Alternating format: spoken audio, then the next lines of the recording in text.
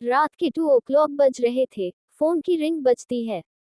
26 साल का अंकित नींद से जागा बड़ा खुश होकर फोन को रिसीव करता है। खुश इसलिए होता है क्योंकि उसकी नई गर्लफ्रेंड रीना बिना टाइम देखे कभी भी उसको फोन कर देती है। फोन की दूसरी तरफ से आवाज आती है, जन्मदिन मुबारक हो बेटा। आज मेरा बेटा पूरे 26 साल का हो गया है। मैं बहुत खुश हूँ। माँ की आवाज सुनते ही अंकित के चेहरे के भाव बदल जाते हैं। वो गुस्से में बोलता है, माँ तुझे समझ नहीं आता। इतनी सी बात के लिए मेरी नींद खराब कर दी। यह बात तू मुझे सुबह भी बोल सकती थी। इतना कहकर वह फोन काट देता। थोड़ी देर बाद फिर से फोन की रिंग बजती है। अंकित फिर से फोन उठाता है और इस बार फोन पर उसके पापा बोले। अंकित इस बार आराम से बात करता है। थैंक यू पापा, आपने मुझे बर्थडे विश करने के लिए फोन किया, वो भी इतनी रात को। पापा कहते हैं, नहीं बेटा, मैंने तुम्हें मुबारकबाद देने के लिए फोन नहीं बल्कि ये बताने के लिए फोन किया है कि तुम्हारी माँ बिल्कुल पागल है। वो इतनी पागल है कि पिछले 1 महीने से मुझे हर दिन तेरा बर्थडे याद दिलाते आ रही है। वो इतनी पागल है कि तू हमसे सैकड़ों किलोमीटर दूर है फिर भी उसने यहाँ पर खुद अपने हाथों से तेरे लिए केक बनाया है। ऊपर से ये जिद कर बैठी है कि जब तक तुझे विश नहीं कर देती तब तक न खुद खाना खाएगी ना मुझे खाने देगी।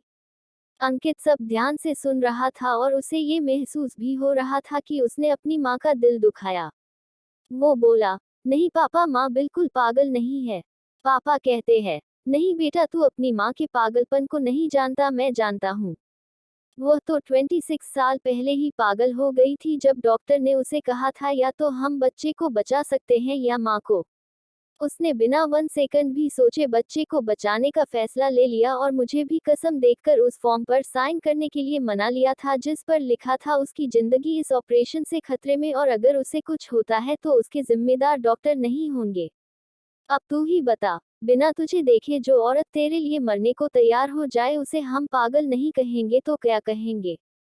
इतना कहकर पापा ने भी फोन रख दिया। अंकित ने भी अब यह महसूस किया था कि वह जो कर रहा था वो भूल नहीं, गुनाह था। हाँ, एक बार किसी इंसान को दुख दो कोई बात नहीं, लेकिन भगवान को दुख देना गुनाह ही होता है। और माँ भगवान से कम नहीं होती। पश्चाताप के आंसू उसकी आंखों से बह निकले। सवेरा होते ही अंकित अपने घर की ओर रवाना हो गया अपने माँ बाप से माफी मांगने के लिए।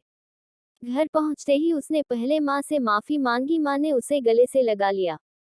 फिर वह अपने पापा से माफी मांगने लगा। पापा ने कहा, कोई बात नहीं बेटा, जा तू वापस चला जा। तेरी माँ हमेशा कहती थी कि तू उसे बुढ़ापे में संभालेगा, लेकिन मैं उसे समझा दूंगा। जैसे आज तक मैं उसे संभालते आया हूँ वैसे ही आगे भी मैं उसका ख्याल रखूंगा। उसे भी यह समझ लेना चाहिए जो बेटा उसके एक फोन करने से परेशान हो जाए वह उसे उम्र भर क्या संभालेगा। बाप की ऐसी कड़वी बातें सुन अंकित की आंखें बहने लगी। वो सर झुकाए अपने बाप के सामने चुपचाप खड़ा रहा। अपने बेटे को परेशान देख माँ आगे आती है और पापा को कहती है, जाने दीजिए, माफ कर दीजिए, हमारा ही बेटा है। माँ की ममता का मोल ना कोई लगा पाया था ना कोई लगा पाएगा। 9 महीने प्रसव की पीड़ा सहन करके हमें नई जिंदगी, नई दुनिया में लाने वाले माँ ही हमारी हर गलती को माफ कर सकती है। दोस्तों, अगर आपको कहानी अच्छी लगे तो लाइक कमेंट सब्सक्राइब कर देना। जय हिंद, जय भारत।